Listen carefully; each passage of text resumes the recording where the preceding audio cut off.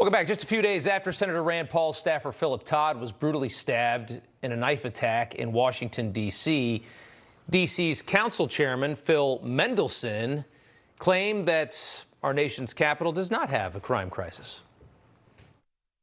Let me be clear. People should feel safe, and it is a problem that many residents of the district don't. I know this belies the common belief, and when it comes to crime, how people feel is important.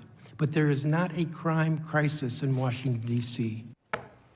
Again, when you let the dumbest members of society run society, these are the kinds of comments you hear. House Oversight Committee Chairman James Comer fired right back. According to the D.C. Metropolitan Police Department, carjackings in the district have increased 105% compared to this time last year. 56% of these carjackings are committed by juveniles. Total property crime is up 28%. Homicides are up 37% since 2019. D.C. clearly has a crime crisis. Yeah, because it was fashionable to vilify police in 2020 to secure the black vote before the all-important Biden-Trump election. A nightmare statistic has emerged as well. According to data from the D.C. District Attorney's Office, federal prosecutors declined to prosecute 67% of criminal cases in 2022. Remember, because, prosecuting crime is like white supremacy now. Texas Congressman Pat Fallon was there today in the room, and he joins us now. Sir, good to have you back on. What was the highlight of this hearing, in your opinion?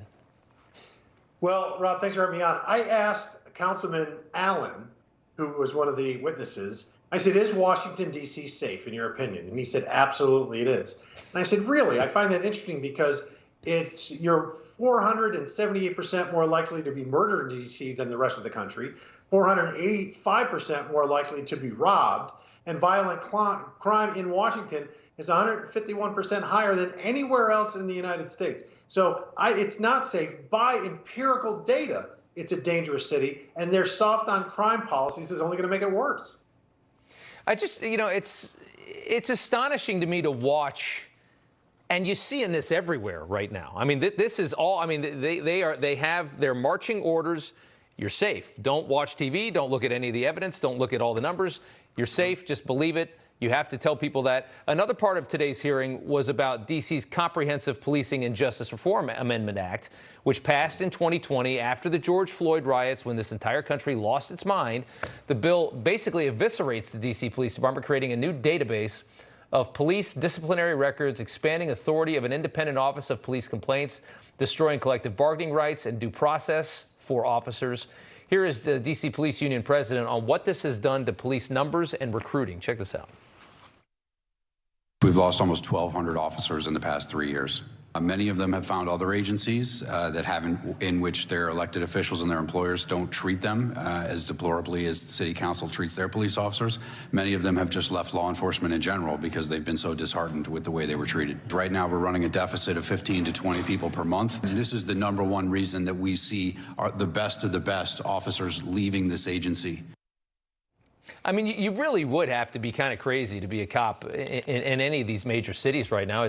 You can go places where you're much more respected, where there's far less crime. You probably get paid better, too. How do you get rid of that act that we just described before the soundbite? I mean, is there anything that Congress can do? I know you guys have some sway in Washington because it's not a traditional place. Yes, well, Article 1, Section 8, Clause 17 gives Congress oversight on the city of Washington, D.C. So we are going to nullify that. That has to be nullified. Rob, they're saying no mandatory minimum sentences. Murder, a first-degree murder conviction has a mandatory minimum of 24 years. And there can be no life sentences at all. And, sexual abuse of a minor, no, they're going to reduce that from a possible life sentence to a minimum of 30 years. What do you think? This is insane. What do you think? I mean, I try every time we talk about this on the show to figure out where the logic is. You make the punishment for crime less, you get more crime. At what point does this? At what point do they wake up? Or at what point do they think that is this somehow going to shift at some point, and they think we're just going to be in the utopia with rainbows and everybody's full peace? I mean, what do they think is going to happen? Well, Rob, not only that, there were 3,800 police officers in Washington, D.C. in June of 2020. There's 3,400 now. So there's fewer police, less punishment. You know when they're going to wake up? When they get mugged. Remember, the conservative is the liberal that just got mugged. I mean, it's unbelievable. It is amazing. I mean, it's just you destroy something, you watch it be destroyed, and then you say, well, let's just dump more gas on the fire and think that you're going to get a different result. We're dealing with children, worse than children. Children have more common sense than this. Congressman, thank you so much. We appreciate it. Thanks, Rob. God bless.